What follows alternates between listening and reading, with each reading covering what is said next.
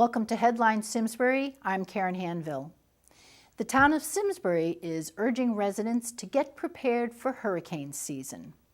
While the hurricane season runs from June 1st to November 30th, the greatest danger in Connecticut is between mid-August and mid-October. Mary Glassman is reminding residents that even though a relatively mild hurricane season is predicted, residents need to be ready because our recent experience tells us just how much damage one bad storm can cause. Town officials have issued a list of items that should be in your basic emergency supply kit.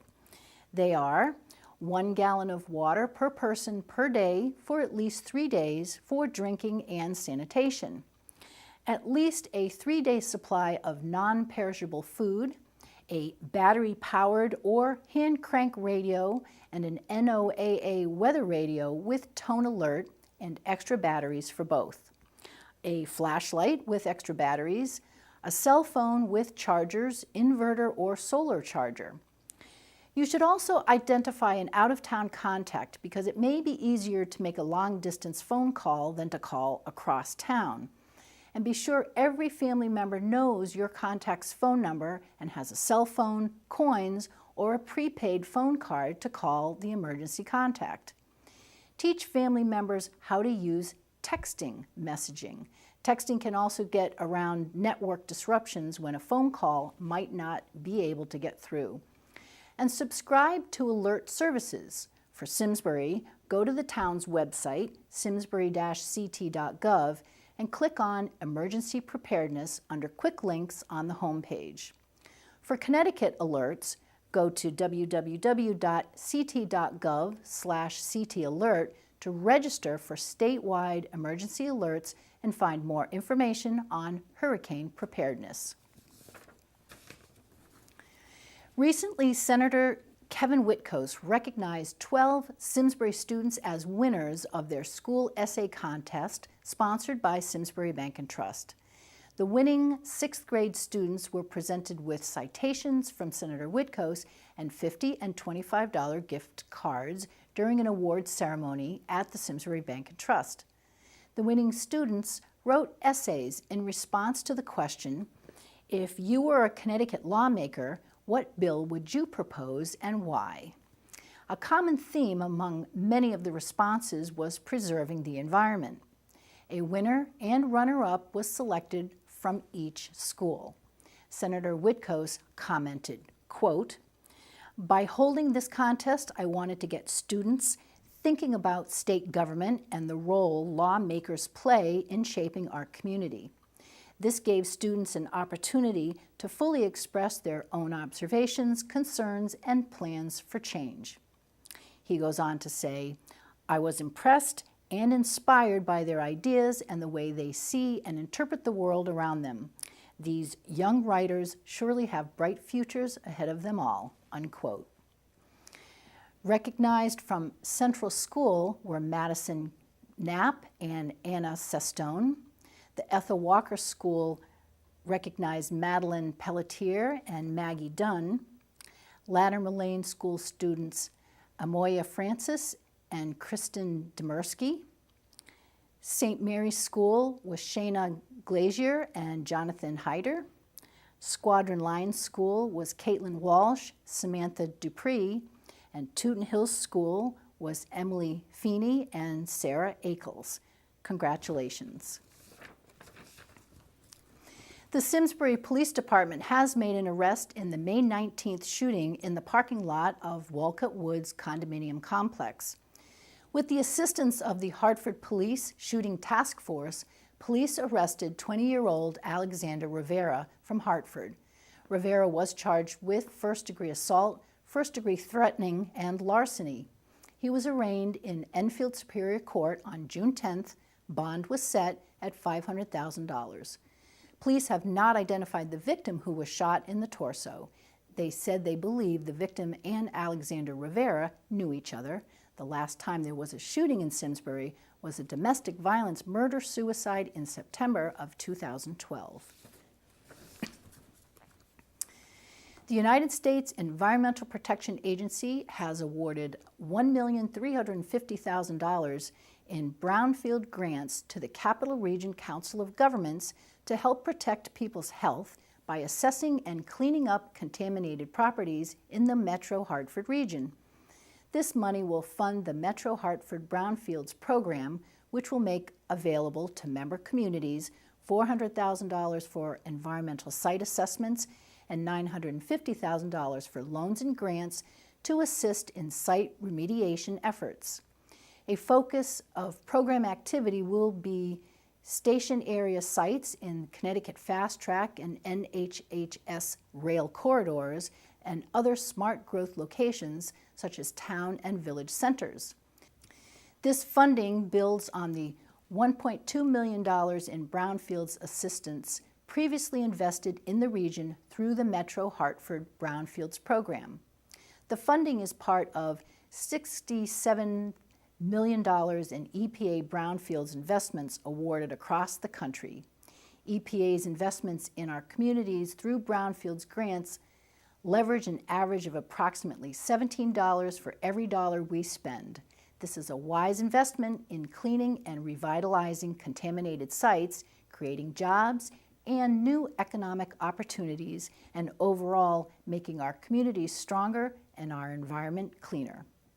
The Capital Region Council of Governments is a regional planning organization serving the city of Hartford and 29 surrounding suburban and rural communities.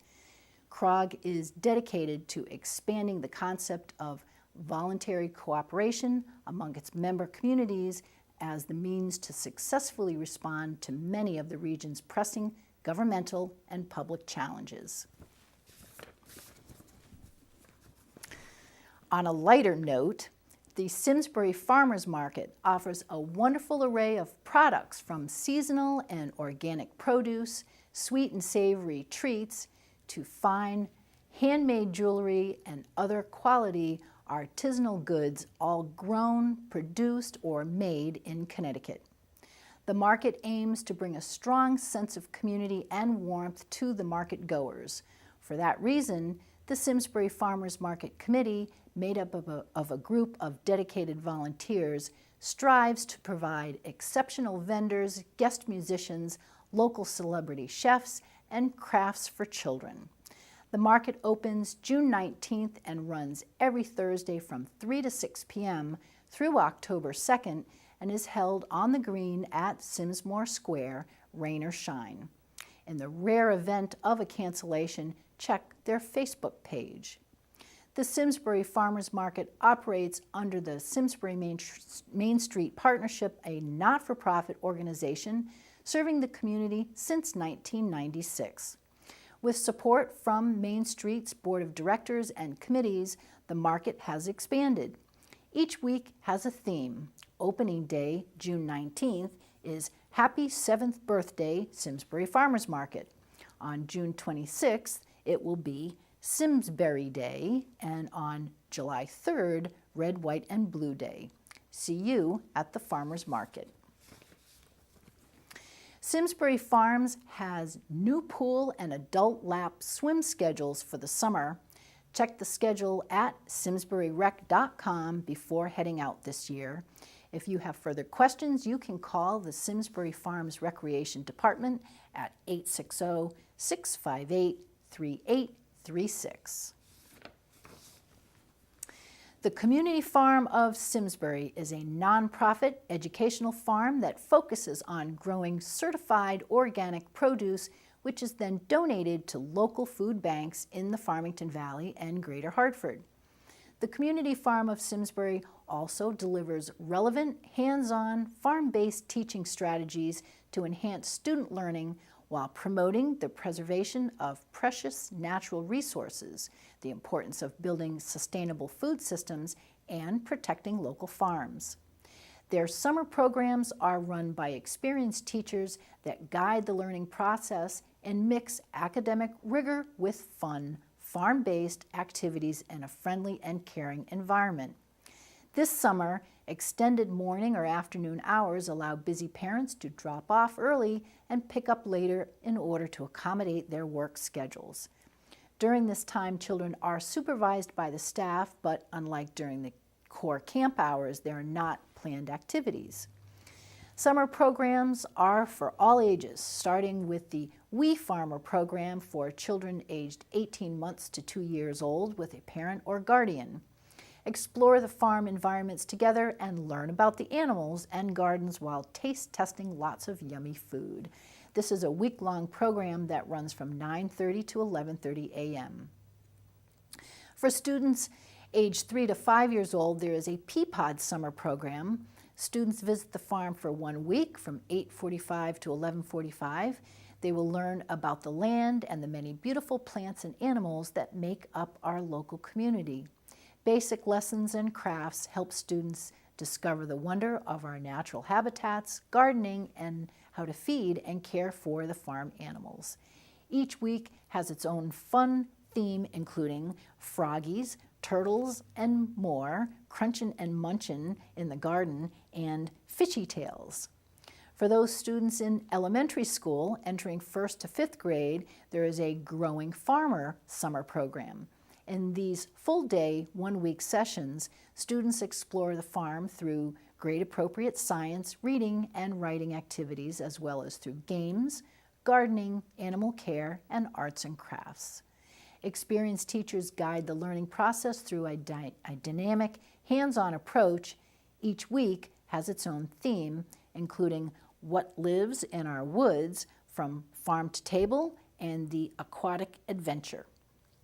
Middle school students can participate in the 3-week Community Farm Explorers program, explore farm habitats and search for endangered species, spend a night camping along the Farmington River, and learn organic gardening techniques.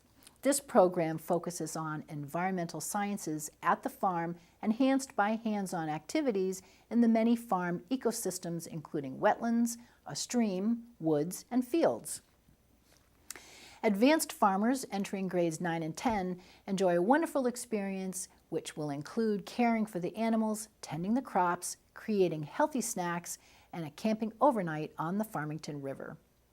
The community farm also offers a Montessori-based summer camp program.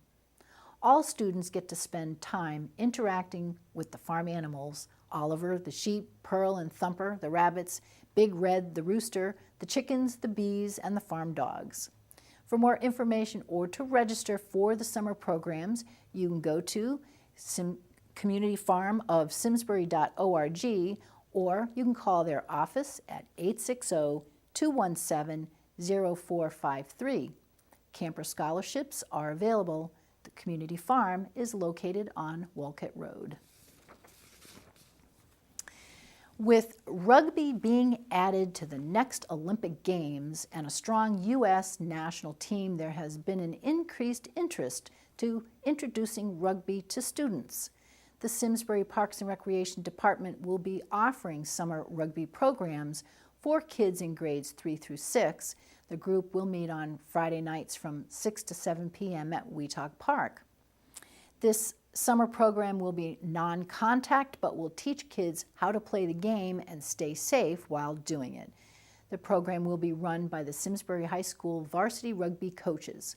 Summer rugby for grades 6, 7, and 8 will take your player through the basics of rugby and get your player a feel for a real rugby experience.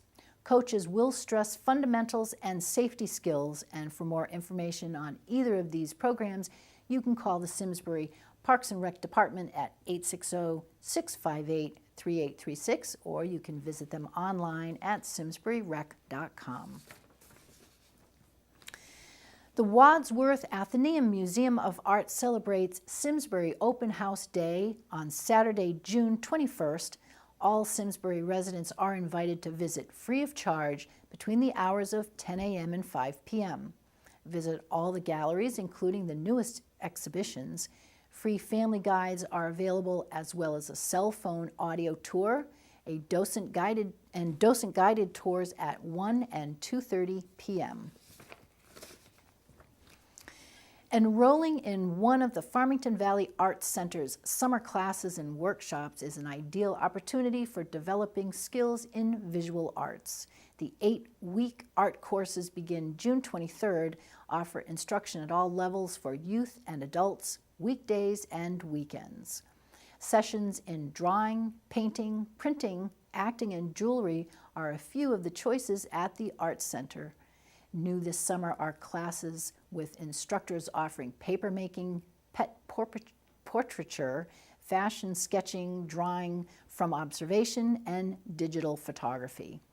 Additionally, a full lineup of engaging afternoon youth sessions for ages 6 through 18 in pen and ink, polymer clay sculpting, advanced drawing, and portfolio development.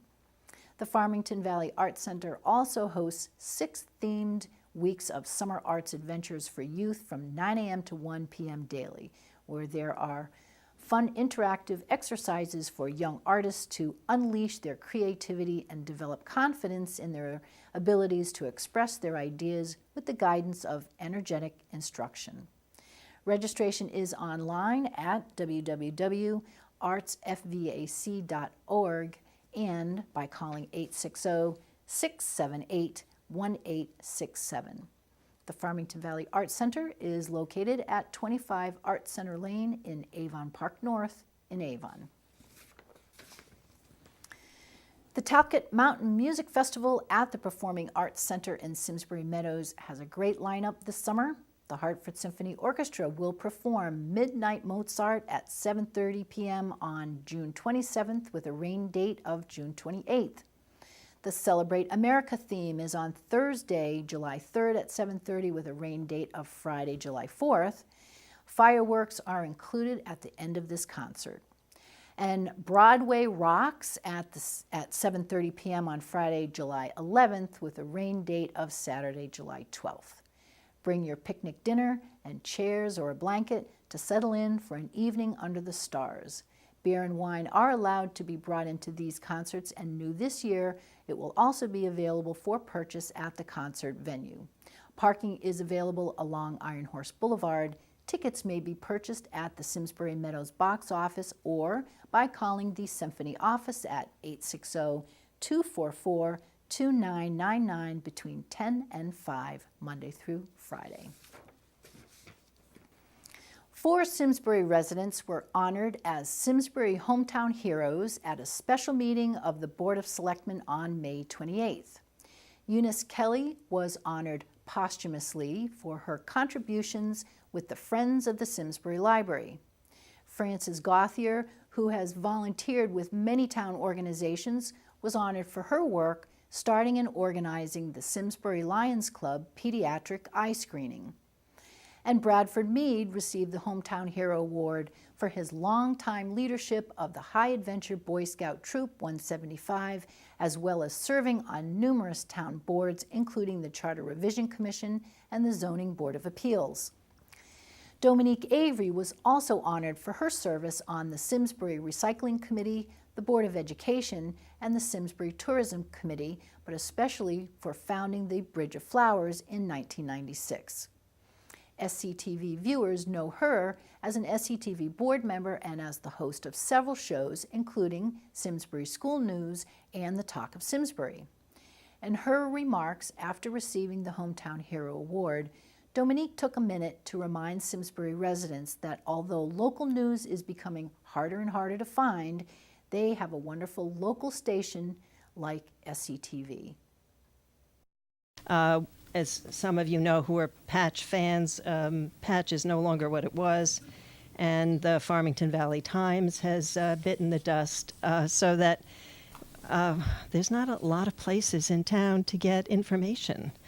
And I want you to remember that Simsbury is lucky enough to have a television station that has 3 channels. And we do all kinds of wonderful things. We also have a website, but I want to tell everybody in town we need more volunteers and we need more financial support. Congratulations and thanks to all of our hometown heroes. SCTV's annual fundraising letter was recently mailed to Simsbury residents. Volunteers provide their time to tape all the programs and meetings that you see on our local channels, 5, 95, and 96, but money is needed for equipment, training, and maintenance. Please support SCTV with your tax-deductible donation in any amount comfortable for you. You can also make your donation online at our website, simsburytv.org. If you have questions about anything you see on SCTV, please call us at 860-658-1720 or visit us in the lower level of Eno Memorial Hall.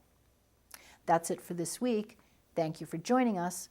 I'm Karen Handville, and we are SCTV, your town, your schools, your government. Tell them again, Bob. You're watching SCTV, your town, your schools, and your government.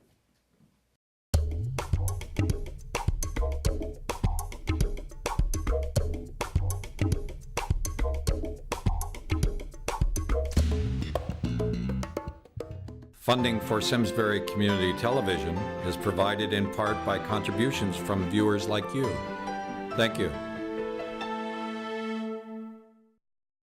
All right, good evening, everyone. I'm not actually in the band, but my name is Susan Messino, and I'm here to welcome you all to the Keep the Woods Thank You Party.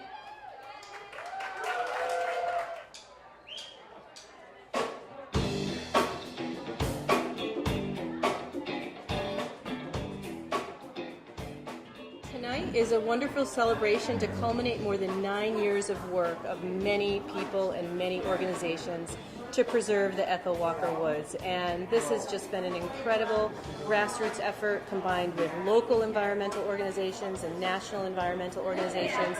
And we're so excited that we just passed the final vote. We're ready to have a party.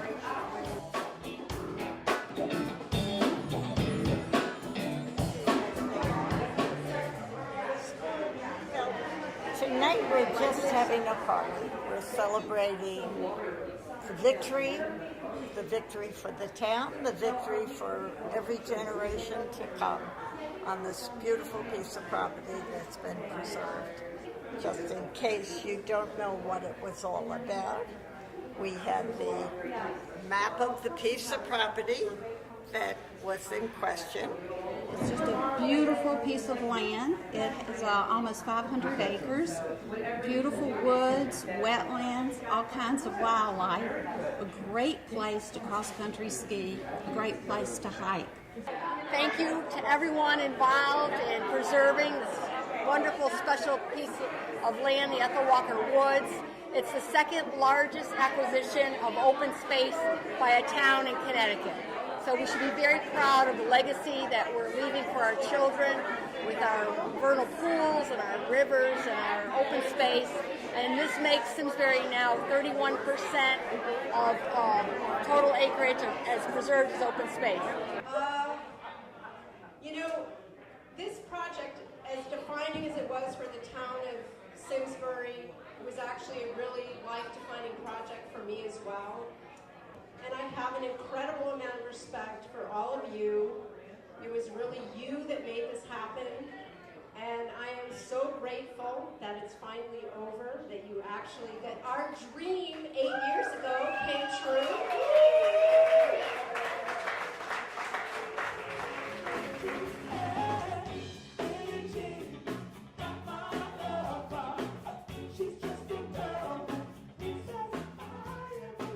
Congratulations to Keep the Woods, to Susan Messino and Diane Nash, Helen Peterson, and everyone who taught the town how important it is to conserve our land. I vote to keep the woods, absolutely. Definitely. I'm so glad. Yes, you are. Keep the woods. Keep it green. My name is Woody McNiven, and I've been an SCTV volunteer for 10 years. For the past couple of years, I've also been on its board of directors. And at the leadership level, one of our top priorities is to get the word out that SCTV is a free service. It is free to the public. It is free to any residents who want to create their own content. It is free to Simsbury businesses, business owners who would love to get up and talk about what they do. But as you know, there is no such thing as free. It costs a lot of money to do what we do. And in part, our funding is dependent upon contributions from residents, but it's also dependent upon business sponsorships. And we're about to embark on a direct mail marketing campaign. We're going to send out close to 800 pieces to businesses in Simsbury, and I'm going to hand that letter out to you before you all leave so you can read it, and we think we offer some pretty good bang for the buck.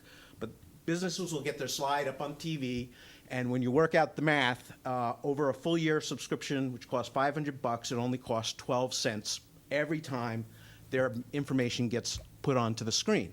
But their information is also put onto our website. Oh, thanks for the ride, Doug. Oh, yeah, no problem.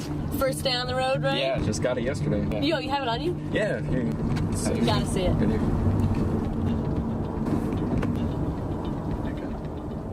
Doug, stop!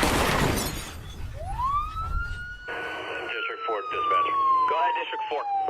Confirming it is a double fatal. Dispatch received, notifying the team.